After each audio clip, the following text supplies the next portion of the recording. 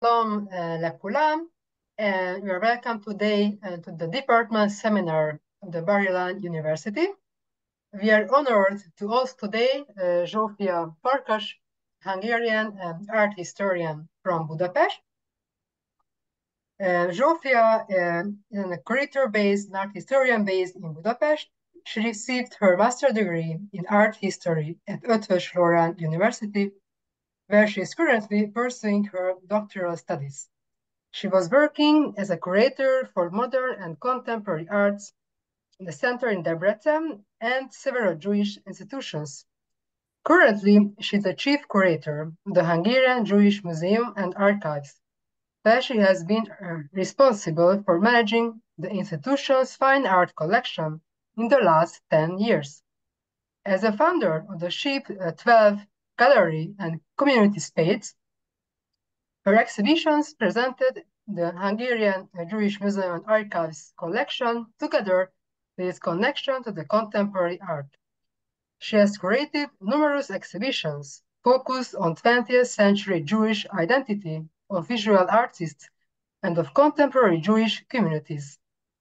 Her field of research is Hungarian art after 1945, primarily the memory of the Holocaust in the works of female artists.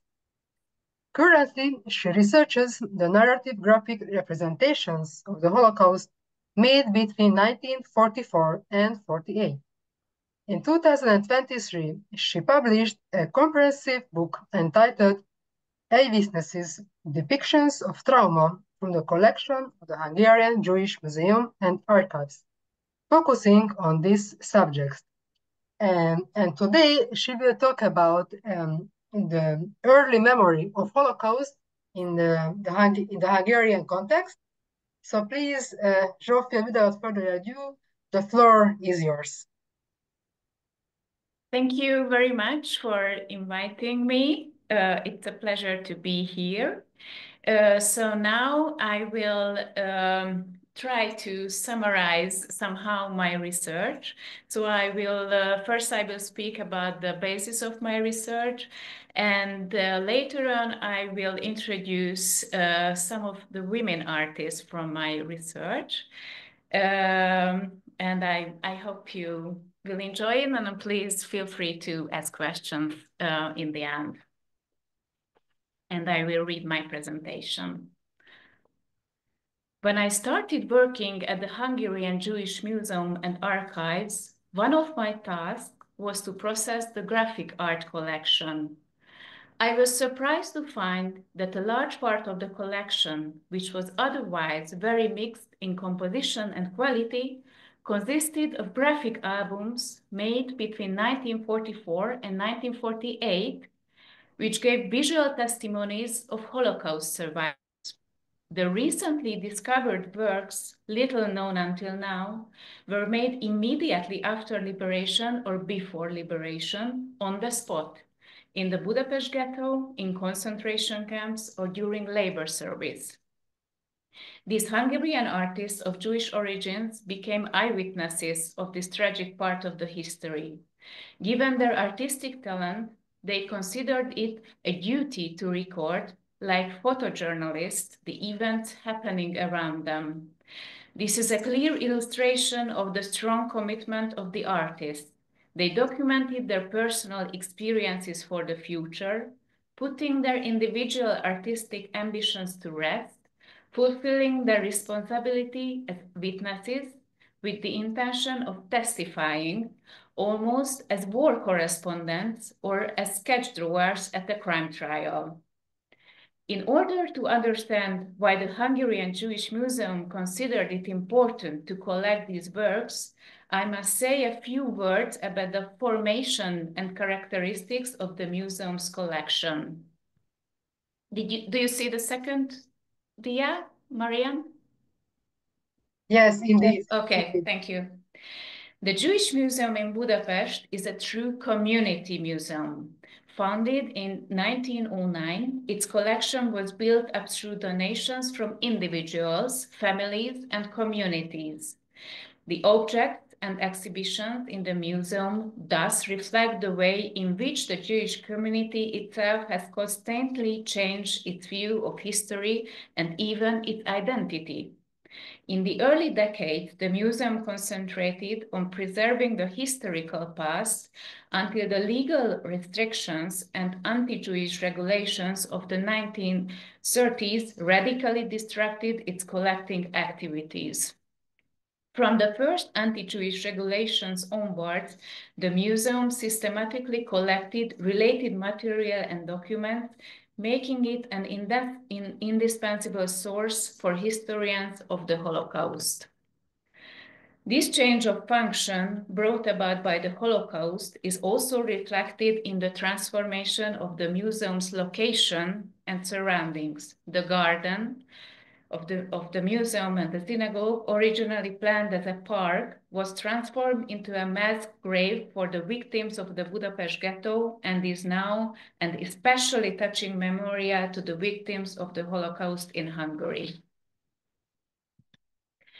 The first artifacts and relics of the Hungarian Holocaust were donated to the museum by the forced laborer companies. On the left, you can see a prayer stand made of scrap wood, donated during the war to the museum, which was made by the labor servicemen. And on the right, you can see a Hanukkah made from breadcrumbs, which was used during the winter of 1944 in the Budapest ghetto. The reopening of the museum after 1945 and the collection of Holocaust-related objects was supported by the American Jewish Joint Distribution Committee, and the data collection was coordinated and managed by the Hungarian delegation of the World Jewish Congress. The National Committee for the Care of the Deported, an organization that provided assistance to surviving and returning deportees, took minutes documenting the events in detail.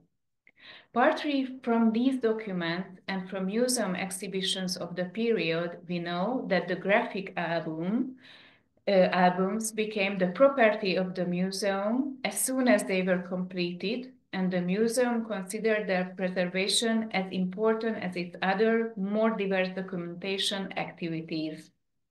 Thus, in addition to Holocaust documents such as the Auschwitz album and the Sonderkommando photographs, the museum considered the narratives of the survivors' experiences as a primary source of evidence, which provided insights into the conditions in the camps and the relations between the prisoners and the daily routine of the camps.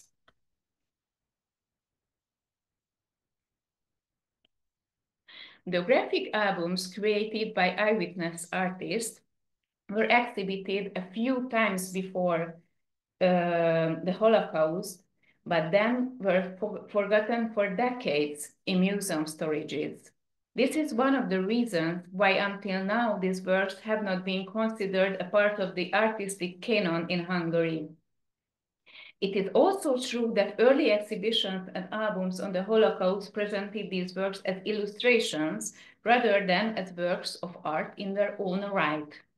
There are several other reasons for the neglect of such works. After a wave of documentation in the few years following the war, the communist remembrance culture, which was consolidating in 1948, rendered these works silent. It is also not easy when we want to analyze the works not as historical documents, but as I said before, as works of art in their own right. This difficulty led us to an interesting museological problem. When these artworks and albums were inventoried, they were sometimes classified as part of the museum's historical collection or sometimes as that of the fine arts collection. They are indeed difficult to approach, lying on the boundary between fine art, historical documentation, and trauma processing, between personal and collective memory, between written and visual memory. In the following, I would like to focus on a few aspects of the particularities that make these albums so-called borderline objects. They stand on the borderline between the work of art, the historical document, and the personal trauma. Before moving on to the analysis of the specific works, I would like to highlight just a few of the characteristics which will allow us to analyze this extraordinary collection of artworks. I would like to touch briefly on the following aspects: the format of the albums, the narrativity of the albums, image and text, fiction or documentary, and the last one, which is a very interesting topic, borrowed styles and iconographic types.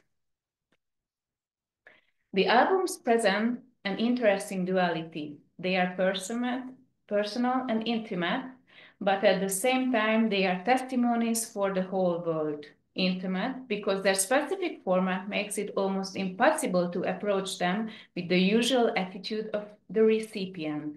Only by opening the covers, often by unfolding them, we can get closer and closer to them, only in private.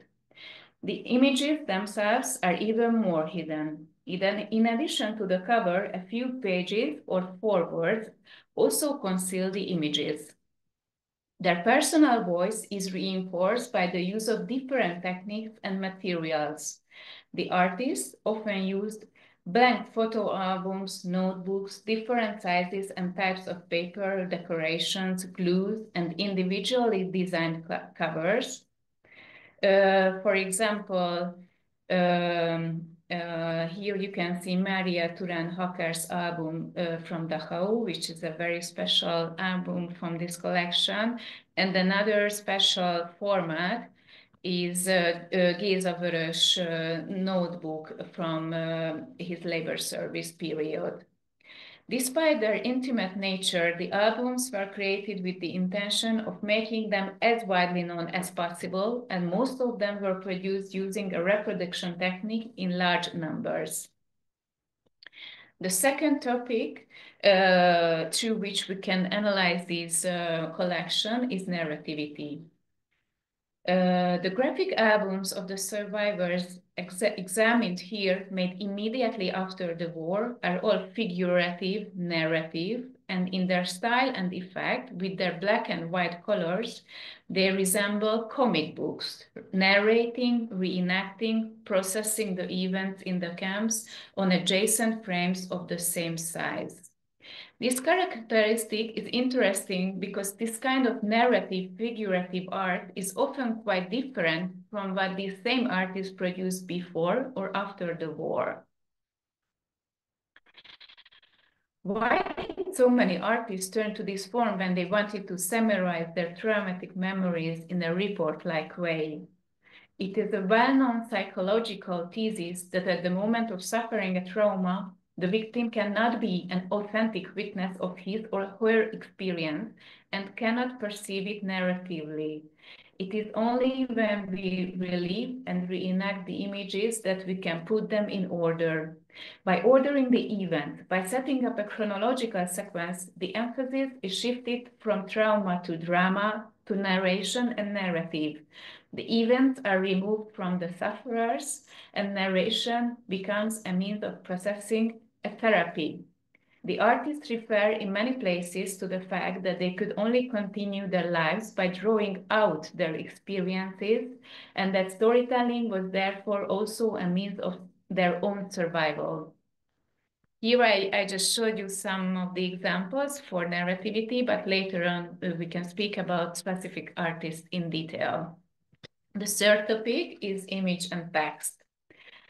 One of the most important characteristic of these albums is that they contain or bear on them captions or longer texts that serve a variety of functions.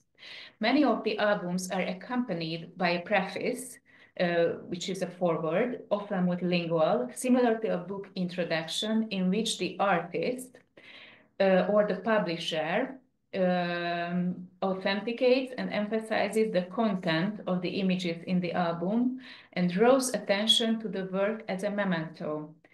that the history reenacted on the pages can never be repeated. From the prefaces, one can sense the strong will, almost the fury, of documenting what has been seen. In addition to the commentary sentences in the preface, other texts accompany the visual content. In several works, captions appear as an integral part of the images, on them, next to them, as titles or as part of the work in such a way that the written communication complements, interprets, and structures the visual content. In some cases, on the first, usually on the first pages, we find list-like titles that name the scenes, while the humorous or often poetic captions, for example, in the picture of on the left of Mária Turán-Hacker and on the right of Edith Fekete, create tension between the tragic content of the images and the tone of the text. Reading the series of images and the written text of these diary-like works demands and results in a deep, layered process of understanding and a more intense reception. Here I just took some examples to show you that here it's not only a title of the scene, but it has a much more deeper meaning if you read the title and watch the picture together. The written communication does not merely accompany the subject matter presented. The simultaneous reading of the image and the text prompts the viewer to interpret on several planes the often conflicting visual and written content. The next topic is fiction or documentary, which is a very important topic. The works range widely in terms of the extent to which they are dominated by the documentary or the fictional. Sometimes the scenes depicted record the artist's own experiences, but sometimes they are mixed with images of the fantasy or images based on the accounts of others. The question arises as to whose experiences are represented in these works, the authors or others, or perhaps an imagined survivors. In considering the fiction or documentary nature of narrative works, it is also important to see to what extent they follow a logical chronology. For example, in the case of Miklós Adler, on this dia, the scenes of the gathering of the Jews of Debrecen on the left are followed by a view of Auschwitz and the labor camp, and then in the almost surrealistic image of liberation on the right, human faces filter out from the crematorium in the background. So there is a chronology here, but some of the scenes are imagined. They are summarized and typologies of experiences rather than attempts to represent their own specific memories. The genre diversity is also reflected in the fact that among the various forms of survivors' testimonies, one may encounter styles ranging from an almost journalistic documentary, you can see it on the left, approach to caricature or even to a fairy tale. The last topic is borrowed styles and iconographic types. The images in the albums often borrow different styles and iconographic types from other artists or art periods. For example, Ernő Barta, on the left, depicts the horrors of Holocaust in a symbolist style, abstractly, through a medieval allegory, the allegory of the Danse Macabre. Artists who interpret martyrdom in a generalized way, distancing themselves from the specific theme of the Holocaust, draw parallels between the Old and the New Testament. For example, Peter Adler, who in this depiction depicts the refugees as Lot and his wife. Another example for this iconographical approach, Tibor Jankai, who shows Christ on the cross as the symbol of martyrdom. My research about eyewitness artists led to the publication of the book Eyewitnesses in 2023, showcasing early Holocaust artworks preserved in the Hungarian Jewish Museum and Archives. Building upon this foundation, I broadened the scope of research by gathering visual testimonies from Hungarian Jewish artists held in other Hungarian museums, private collections, and institutions abroad. This expanded study culminated in the exhibition My Story, Early Memory of the Holocaust in the Works of Eyewitness Artists, presented at the Hungarian National Gallery in Budapest to commemorate the 80th anniversary of the Holocaust in Hungary. From the beginning of my research, I was particularly drawn to exploring the work of women artists. Historically, for a variety of reasons, their contributions have often been marginalized or overlooked in the context of 20th century art. I felt it was essential to bring their work to the forefront in this project. Additionally, I became intrigued by how the testimonies of women artists differ from those of their male counterparts. In the following section, I will try to present a few women artists of my research and explore the unique characteristics of their narratives.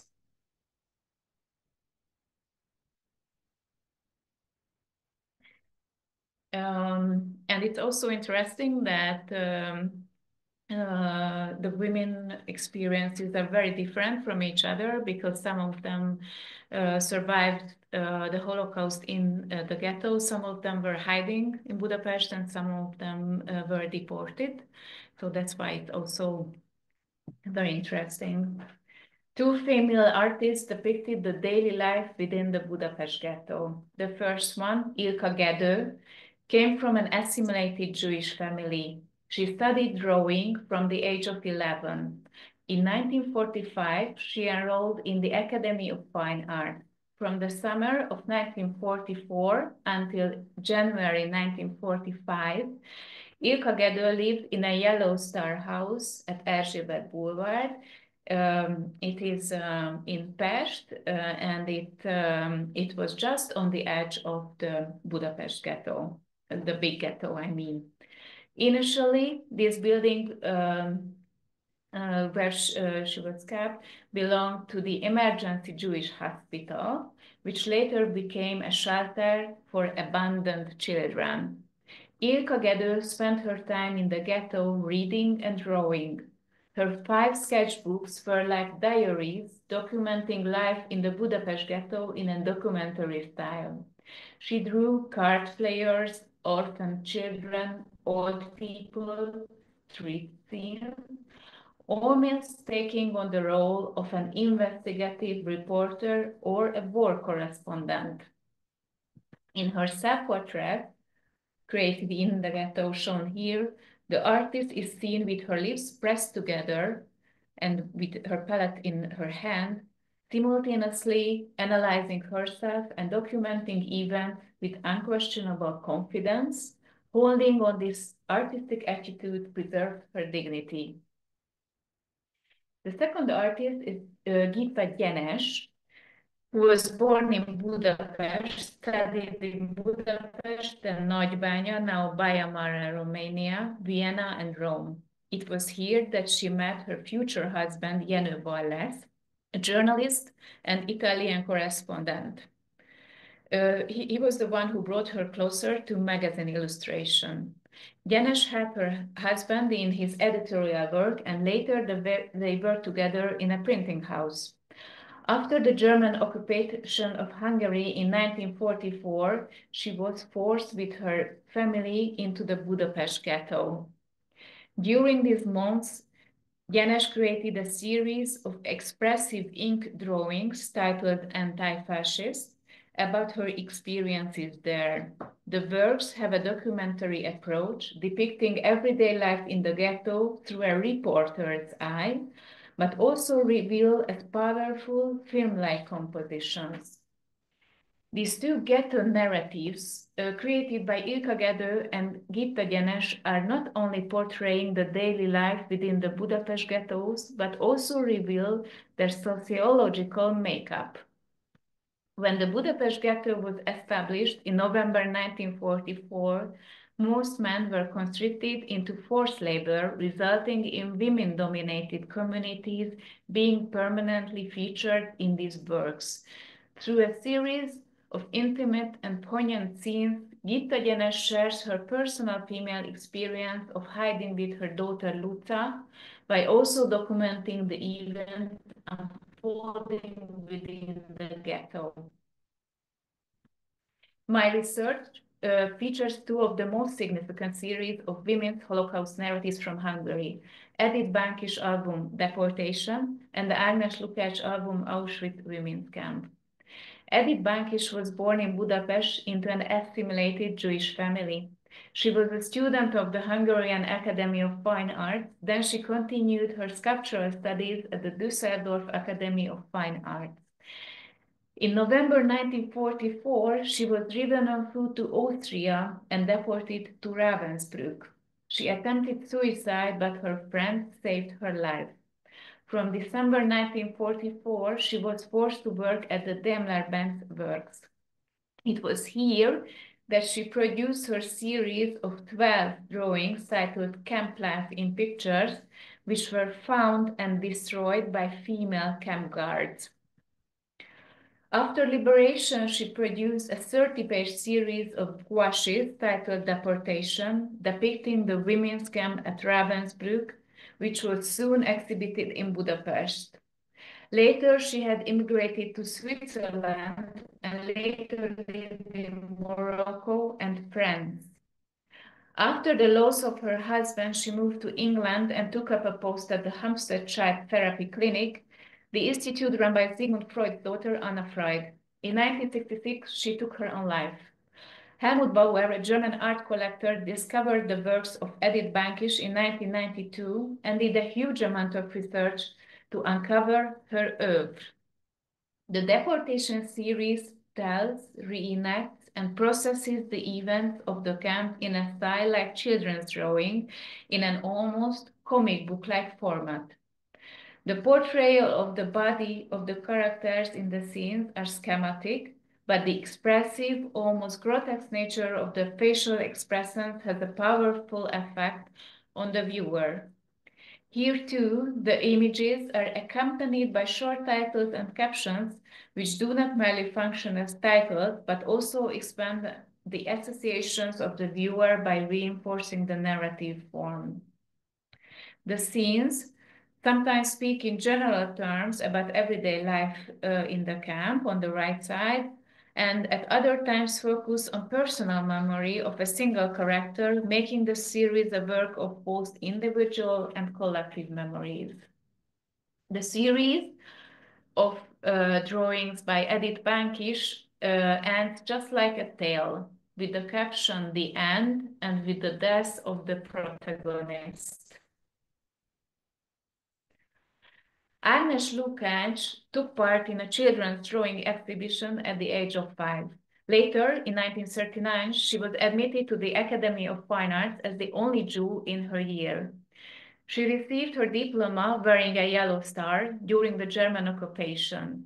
In May 1944, she worked in the Meister soap factory at Sorokság in Hungary, but on her way to the work, the gendarmes arrested her and deported her to Auschwitz alongside the inhabitants of the Budapest agglomeration.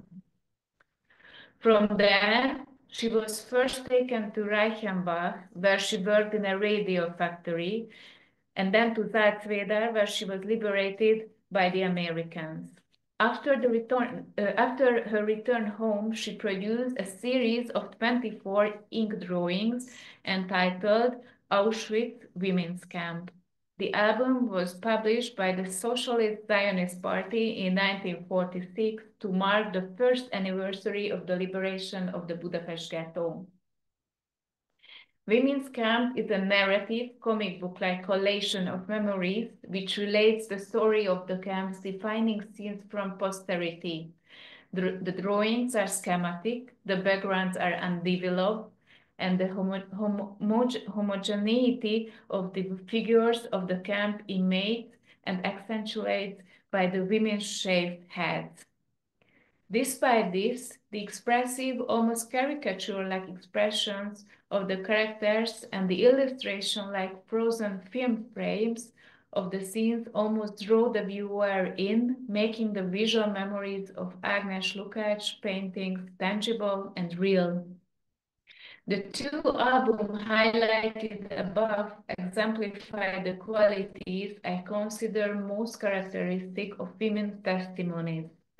Both Edith Bankish and Lukács Ágnes albums center on women's communities, their shared experiences, and the physical suffering of the body. The portrayal of groups of prisoners creates a peculiar flowing rhythm in the images, where the women seems to merge into an organic, abstract texture. Alongside these group dynamics, a sense of female solidarity emerges, exemplified in the works like Edith Bankish, Two Prisoners. A significant and recently explored theme is depicted in one of Agnes Lukács' iconic pages. The piece, titled Összebújva, which means huddled together, is a newly discovered addition to her Women's Camp series and holds considerable historical interest. It underscores the solidarity among women prisoners in concentration camps, a subject that continues to inspire contemporary artists. The next female artist I would like to highlight is Mária Turán-Hacker. Her remarkable album was presented to the public for the first time in 2024 during the exhibition My Story in Budapest. Mária Turán-Hacker was born in Kecskemét in Hungary. She studied to become an art teacher at the College of Fine Arts, and then at the same time she graduated from the College of Music as a pianist. She studied in Munich, Paris, and Nagybánya, today Baia Romania. She was arrested in Budapest in November 1944 and deported to Dachau. Shortly afterwards, she was transferred to the sub-camp system in Kaufering for forced labor. Her album, Metamorphosis, this is the title, preserved in the Hungarian Jewish Museum and Archives, is about the Dachau concentration camp. Turán preserved her memories of the concentration camp in an old photo album. Upon opening it, one is immediately struck by the absence of family photographs. Instead, the drawings within capture the harrowing memories of a place where photography was forbidden. The cover of the photo album used to collect the drawings bears Hitler's portrait. The tassel-decorated photo album is also very interesting as an object. The carefully glued-in drawings are personal, intimate relics of the camp. Inside the album, first we can follow the deportations, the forced march, and the daily life of the camp through narrative drawings. The ink and pencil drawing focus more on documenting events, while later, colorful sketches, cartoons, and caricatures of the camp's typical inmates dominate. The scenes are often accompanied by a caption or title to help interpretation. At the end of the album, the pictures, which mainly depict Nazi officers and their captions, become impassioned, poster-like, expressive, and full of emotion. Similar to the works of Agnes Lukács and Edith Bankish, this unique album portrays the women's communities within the camp. It also captures intense emotions and scenes laden with emotional weight, including punishment, abuse, dying, hatred, resistance, and revenge. I don't know if you can see it clearly, but on the right, there is a picture with the women wrist, and it says revanche, which means revenge. Lastly, I would like to introduce Edith Fekete, with whom I share personal memory. Edith passed away 2 years ago, just weeks before her 100th birthday. I had the privilege of speaking with her on several occasions about the drawings she created, which depict her memories of the concentration camps. Edith Fekete was born in Budapest. From 1942, she was involved in the production of cartoons in the television. In the early 1950s, Fekete was commissioned to organize Hungarian cartoon production. She became one of the first employees of the state television's cartoon department, where she headed the graphic design department until her retirement. I have to tell you that she is an exception, because she is our only women artist who created her series not after the Holocaust, but later on, but in the 80s. But I find her so special that I couldn't miss her out. After her retirement between 1981 and 1990, Edith Fekete produced a series of nearly 150 drawings depicting the Holocaust. She used drawing to process the memories of everyday life in the concentration camps of Auschwitz, Ravensbrück, and Neustadt-Glewe. Through these childlike drawings, she relived the traumatic scenes of the camp, often accompanying the images with short, poignant sentences. In her Moon Faces series, Edith Fekete bypasses narrative storytelling to arrive at a symbolic formulation of trauma. The bowl-shaped heads of women are transformed into faceless, mask-like moon heads. This artwork concludes the exhibition, the presentation alongside Agnes Lukács' Memory of Auschwitz from 1967. This painting, produced roughly 20 years after the artist's narrative picture album from 1946. So I already spoke about this album before, moves away from the representation of real spaces, elevating her experiences to the abstract level, outside time and space, outside the real place, reflecting an inner reality. These two later works have, in my view, become emblematic of female suffering and the search for identity. They can be connected to other prominent Hungarian women artists of the same era. Similar to the works, I mean to the Moon Faces, for example, the mask-like self-portraits of Hungarian artists Margit Anna and Lili Ország also reflect the burdensome, concealed nature of female and Jewish identity. The artworks of female artists offer a deeply intimate glimpse into personal memories of the Holocaust. 80 years after this event, it is clear that personal narratives and the transformative power of art are vital in preserving the memory of the Holocaust. Women's narratives, which have remained largely overlooked until now, highlight seemingly small yet profound details: our faces, the sense of belonging, the awareness of the body, and the importance of experiencing and expressing emotions.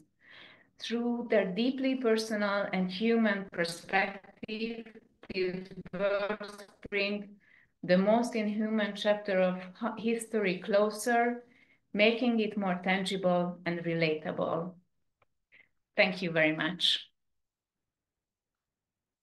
Thank you, Zsófia. It was a very interesting and rich presentation. And now we open the floor for questions and comments. So please, if you have questions, please raise your hand. And so if not, I will start with a question related to the provenance of the Metamorphosis album. So maybe you mentioned so how the album Metamorphosis came to the museum collection. We so we don't know exactly. We have another painting from the same artist, Maria Turan-Hacker, which we know that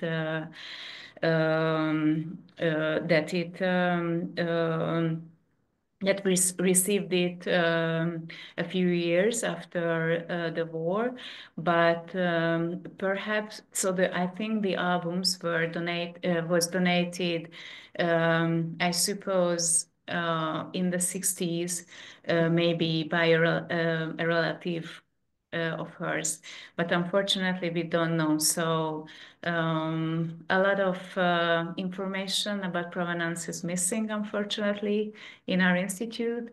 So we don't really know, unfortunately. Okay, and the other question is about forced labor, the works made by forced laborers. So if you just can, few words about if you have other works created by female forced laborers in your collection. If you have any, or it's...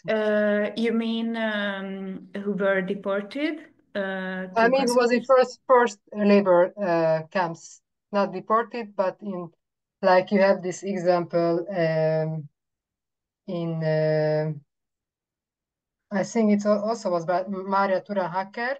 We also saw some examples of forced labor. So if you have other examples of this kind in your collection. So no, so from Maria Turan-Hacker, we have the Metamorphosis album and the painting, but there were like several forced labor units who sent different kind of objects or during the war or right after liberation. So, for example, spoon and forks they used during labor service or similar objects in daily use. So we have a large collection from these objects. Okay, thank you. Hi, I have a question.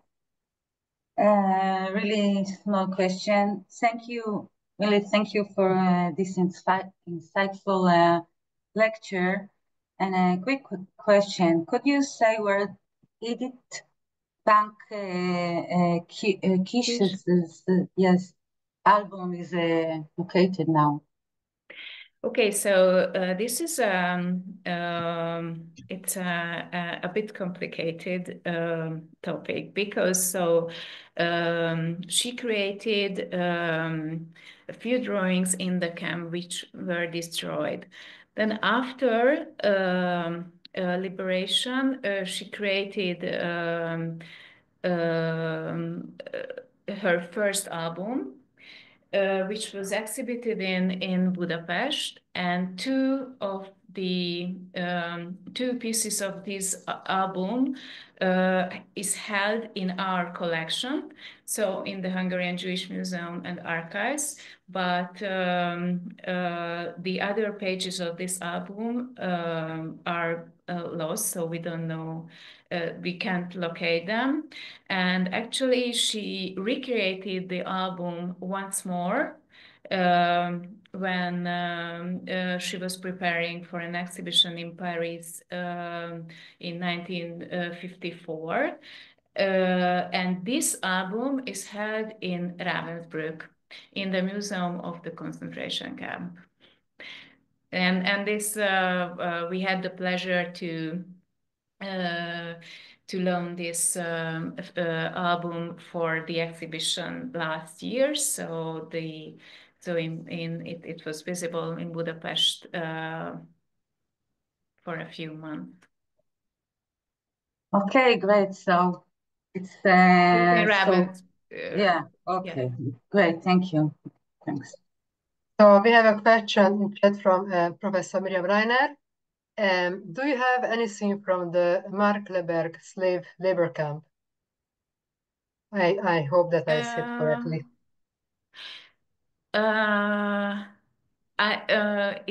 doesn't ring a bell to me now, but of course I should go through the database and I will get back to you, but I'm afraid we don't have, but I will have a look.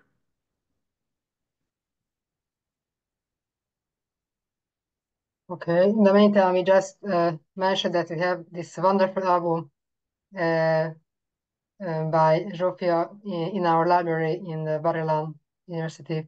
So if somebody is in the campus, you can take a look. I recommend it. Thank you, Marianne. So do we have any other questions or comments? Miriam said that there is a book about the Hungarian woman there. Sunflowers in Hungarian. Yeah. Yeah. I see that Asia, you can just a minute. Yes. Yes, please. Asia, please. Yeah, thank you very much. Thank you for the report. And my question is there any difference between the women's testimony in the concentration camp and the maybe some drawings and albums from men?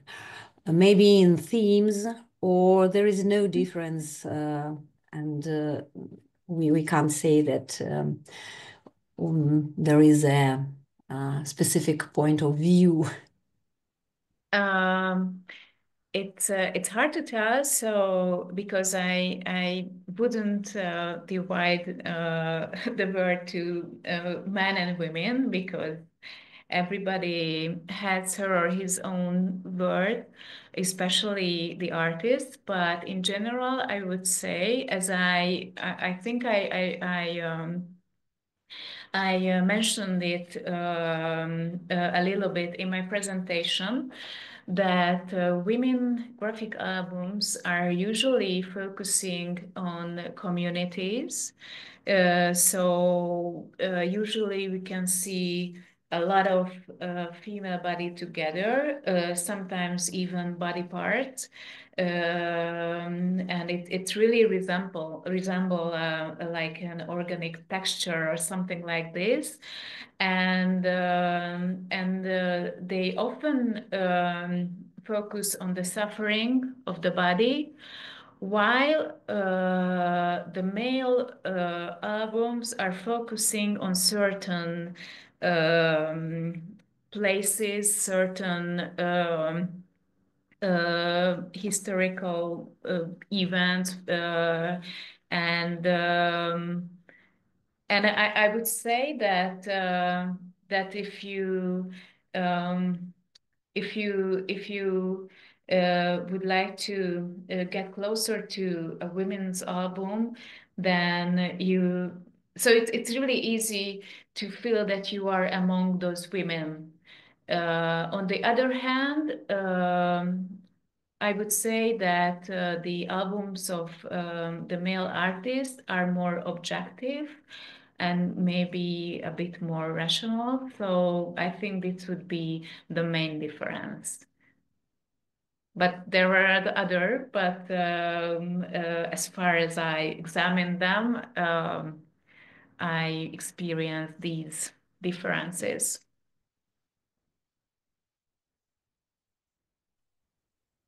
Okay. So if you don't have any other questions or comments, thank you again, Zsófia. It was really wonderful. Thank you so much. And so next week, same time, same day, same time, I invite you for the lecture by Ella Krieger about Israeli art in the 70s. And I hope we will see you next week. Thank you again and see you. Thank Goodbye. you so much. Thank you.